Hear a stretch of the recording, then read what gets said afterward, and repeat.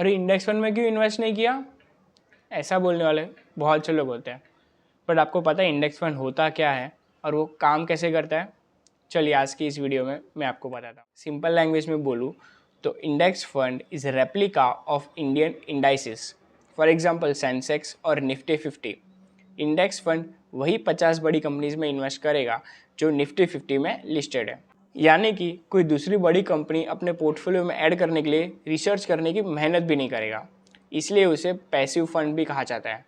इसके कंपेयर में other large cap funds के फंड मैनेजर अपने रिसर्च के बेसिस पे जो चाहिए वो लार्ज कैप कंपनीज को फंड के पोर्टफोलियो में ऐड करते हैं, फिर चाहे वो पोर्टफोलियो 50 कंपनीज का हो, उससे कम का हो या उससे ज़्यादा का हो।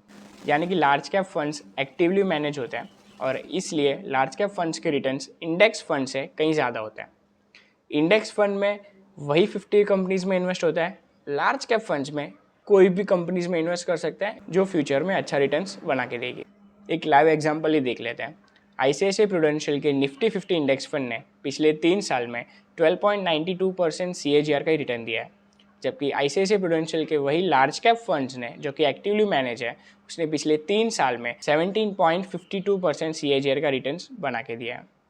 तो अब आप ही बताइए, आप इंडेक्स फंड में इन्वेस्ट करना पसंद करेंगे या एक्टिव फंड्स में इन्वेस्ट करना पसंद करेंगे?